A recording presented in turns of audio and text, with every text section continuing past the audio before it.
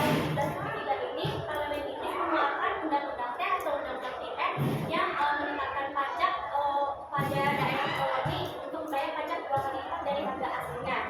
Jadi latar belakang dari TN ini itu karena perusahaan Inggris atau EIC, East Indian Company ini itu mempunyai stok teh yang sangat banyak. Kemudian dia harus menjual teh ini ke wilayah koloni Amerika. Namun rakyat koloni Amerika ini harus membayar pajak 2 kali lipat dari harga aslinya.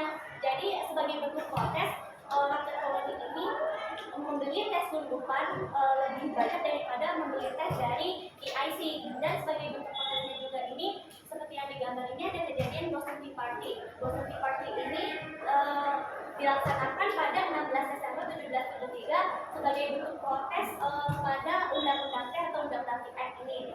Jadi rakyat koloni ini merasa haknya ini seperti dilanggar gitu. Jadi Statue of Liberty yang dipimpin oleh Samuel Adams ini dan rakyat koloni juga menyamar menjadi suku asli Amerika yaitu suku Indian, dan mereka masuk kapal ini dan mereka membuang semua teh yang ada di kapal kiriman Inggris ini ke pelabuhan Boston, tepatnya di Massachusetts.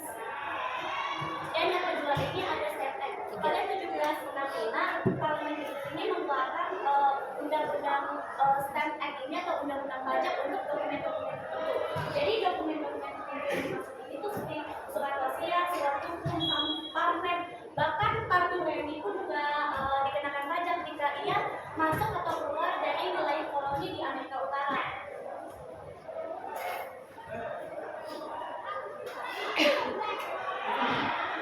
Dan selanjutnya ada konsumen. Jadi untuk rakyat koloni ini harus menyiapkan akomodasi untuk tentara Inggris di wilayah koloni. Mereka harus menyiapkan seperti makanan, minuman, transportasi, tempat tinggal, bahan bakar di wilayah koloni tersebut. Namun setelah kejadian ini, First Amendment atau Amendment 3 pada konstitusi Amerika Serikat ini melarang penempatan paksa tentara Inggris di rumah pribadi pemilik koloni. Namun selanjutnya ada Currency Act. Pada tahun 1764, Parlemen Inggris ini mengeluarkan Currency Act atau undang-undang yang mengenai mata uang. Jadi wilayah koloni ini tidak bisa mencetak mata uangnya sendiri, namun hanya Inggris saja yang bisa mencetak mata uangnya sendiri. Dan selanjutnya ada Townshend Act.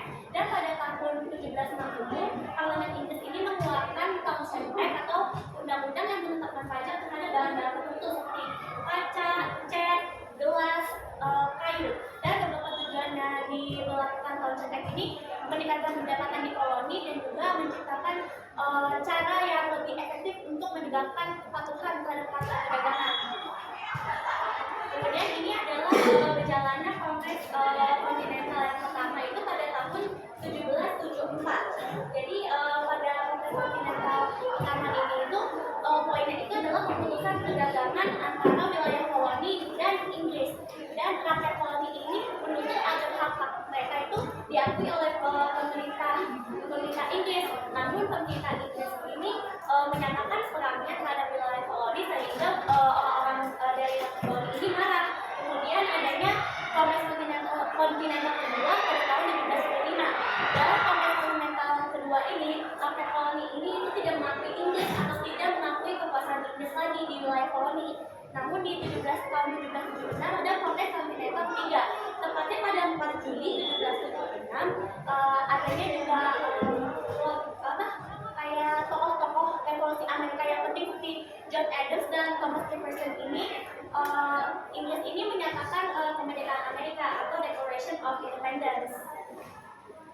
Dan ini adalah dampak revolusi Amerika bagi Indonesia. Yang pertama, kapal dagang Inggris atau EIC ini boleh berdagang di Indonesia dan adanya hak monopoli perdagangan VOC di Indonesia dan muncul paham liberalisme atau kemerdekaan untuk diri sendiri dan demokrasi di Indonesia.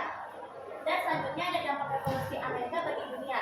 Ada dari politik, revolusi Amerika ini menjadi inspirasi bagi negara-negara lain untuk menegakkan kemerdekaan negaranya.